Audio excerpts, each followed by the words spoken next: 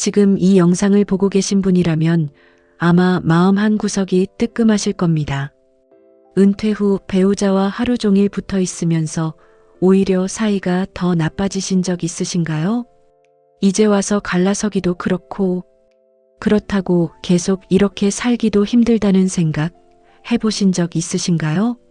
오늘 이 이야기를 끝까지 보시면 남은 세월을 다시 함께 걸어갈 방법이 보이실지도 모릅니다. 지금부터 69살 평범한 아내의 솔직한 이야기를 들려드리겠습니다. 저는 올해 69입니다. 남편은 72이고요. 결혼한 지 39년이 됐습니다. 2년 전 저는 이혼 서류까지 준비했습니다. 남편이 은퇴하고 하루 종일 집에 있으면서부터 저희 부부는 정말 매일이 전쟁이었습니다. 지금은 다행히 그 위기를 넘기고 예전보다 훨씬 다정한 사이로 지내고 있습니다. 저처럼 은퇴 후 배우자와의 관계 때문에 힘드신 분들께 이 이야기가 조금이나마 도움이 되길 바랍니다. 남편은 회사 다닐 때 정말 바쁜 사람이었습니다. 새벽에 나가서 밤늦게 들어오고 주말에도 골프며 회식이며 늘 밖으로 돌았습니다. 저는 그런 남편이 서운하면서도 한편으론 편했습니다. 집안일도 제 마음대로 하고 시간도 제 마음대로 쓸 수 있었으니까요. 그런데 남편이 은퇴하고 나서부터 모든 게 달라졌습니다. 남편은 아침부터 저녁까지 집에 있었습니다.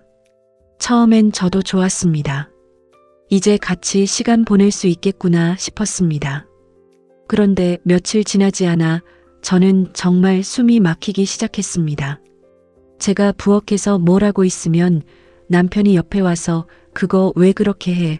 이렇게 하는 게 낫지 않아 하고 참견했습니다. 저는 40년 가까이 제 방식대로 살림을 해왔는데 갑자기 남편이 사사건건 간섭하니 화가 났습니다. 여보, 그냥 좀 놔둬요. 제가 알아서 할게요.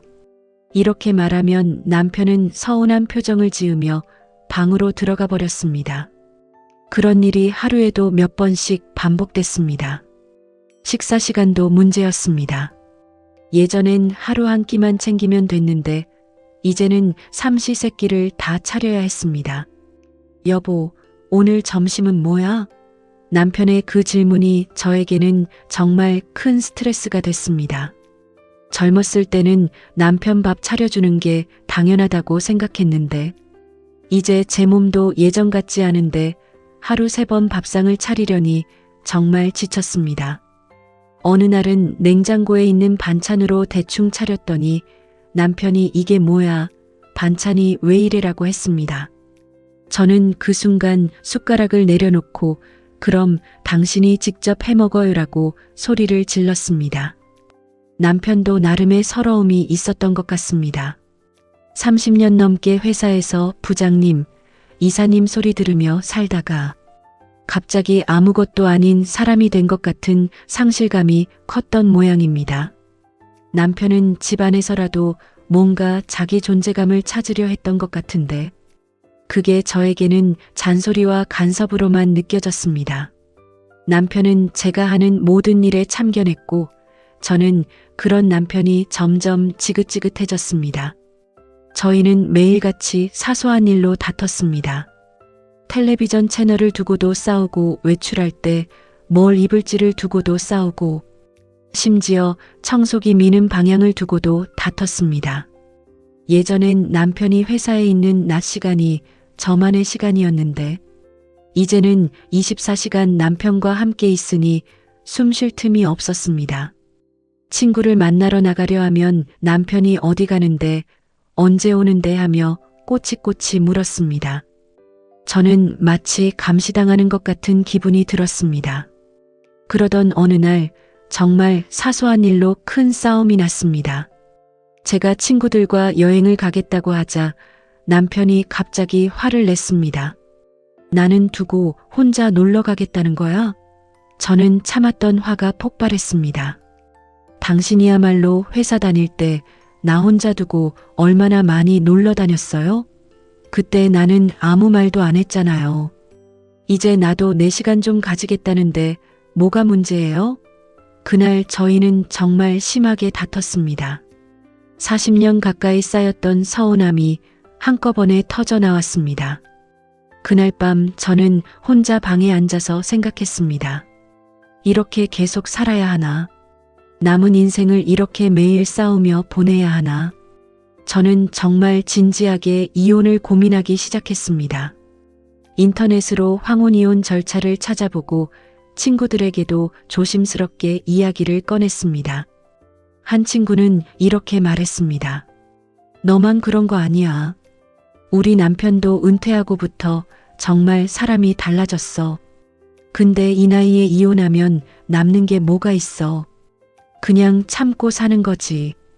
그 말이 저에게는 위로가 되지 않았습니다. 참고 살라는 말이 지긋지긋했습니다. 결국 저는 변호사 사무실을 찾아가서 상담을 받았습니다. 재산 분할이며 절차를 알아보고 이혼 서류까지 준비했습니다. 그날 집에 돌아와서 저는 남편에게 그 서류를 내밀었습니다. 남편은 처음엔 믿지 못하겠다는 표정이었습니다. 지금 장난하는 거야? 저는 정색하고 말했습니다. 아니요, 진심이에요. 저 더 이상 이렇게 못 살겠어요. 남편의 얼굴이 새하얗게 질리는 걸 봤습니다. 그때 처음으로 남편의 눈에서 눈물을 봤습니다. 그날 밤 남편은 저에게 이렇게 말했습니다. 여보, 나도 내가 왜 이러는지 모르겠어. 회사 다닐 때는 내가 뭐라도 되는 사람 같았는데 이제는 아무것도 아닌 것 같아서 그래서 자꾸 당신한테 뭐라도 도움이 되려고 하는데 그게 자꾸 잔소리가 되나 봐. 그 말을 듣는데 저도 마음이 흔들렸습니다. 39년을 함께 산 사람인데 이렇게 끝내는 게 맞나 싶었습니다. 하지만 그렇다고 예전처럼 다시 살 자신도 없었습니다. 며칠 후 큰딸이 저희 상황을 눈치채고 찾아왔습니다. 엄마, 아빠, 두 분 이러시면 안 돼요. 딸은 저희에게 부부 상담을 받아보시라고 권했습니다. 처음엔 이 나이에 무슨 상담이냐며 남편도 저도 손사래를 쳤습니다. 하지만 딸의 간곡한 부탁에 저희는 결국 지역 건강가정지원센터에서 운영하는 노년기 부부 상담 프로그램에 참여하게 됐습니다. 상담 선생님은 저희 이야기를 한참 들으시더니 이렇게 말씀하셨습니다. 두 분은 서로를 사랑하지 않는 게 아니라 은퇴라는 큰 변화에 적응하는 방법을 못 찾으신 것 같아요. 특히 남편분은 정체성의 상실감을, 아내분은 자율성의 침해를 느끼고 계신 것 같습니다. 이런 감정들을 서로 솔직하게 이야기해 본 적이 있으신가요? 저희는 서로 고개를 저었습니다. 39년을 함께 살면서도 정작 이런 깊은 마음속 이야기는 나눠본 적이 없었습니다. 상담 선생님은 저희에게 각자의 시간과 공간을 갖는 게 얼마나 중요한지 설명해 주셨습니다. 그리고 몇 가지 구체적인 방법을 제안하셨습니다.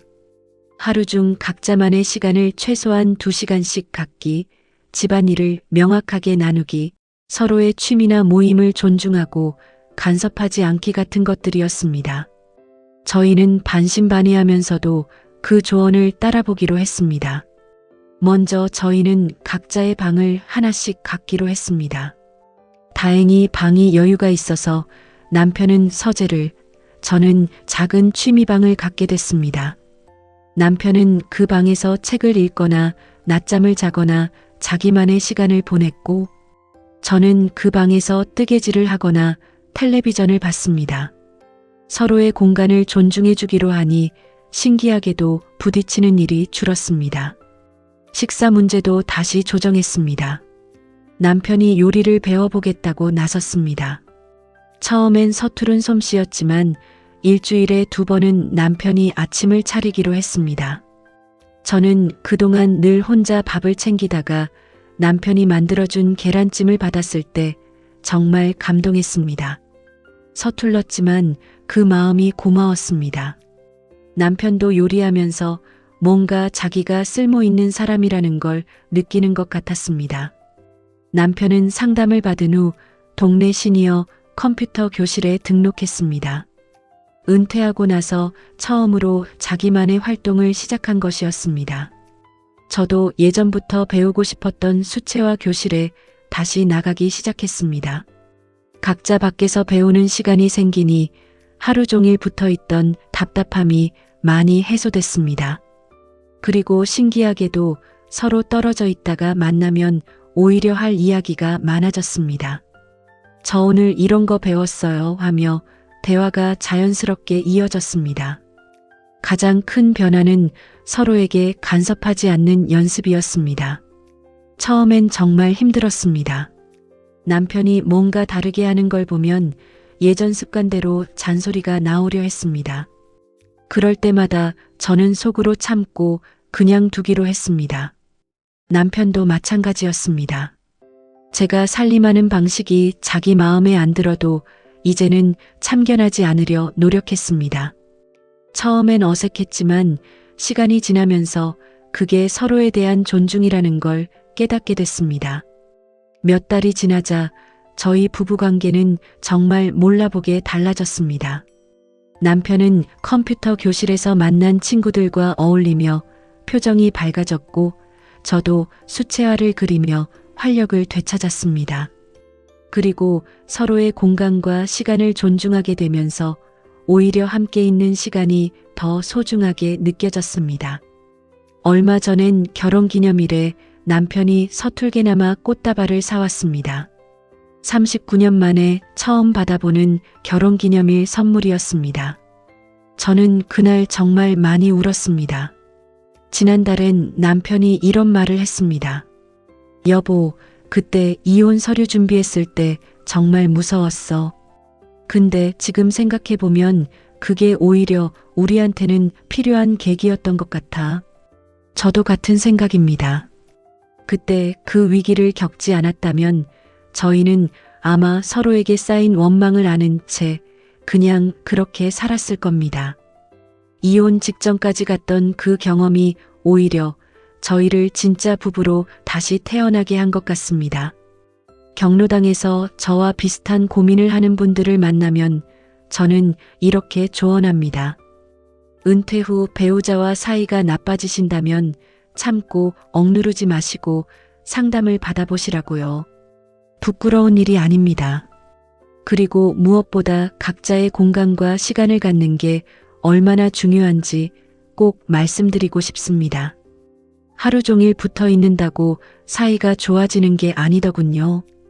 오히려 적당한 거리가 서로를 더 소중하게 느끼게 해줍니다. 저는 이제 이렇게 삽니다. 각자의 방에서 각자의 시간을 보내다가 저녁이면 함께 마당을 걷습니다. 39년 전 신혼 때처럼 손을 잡고 걷는 날도 있습니다.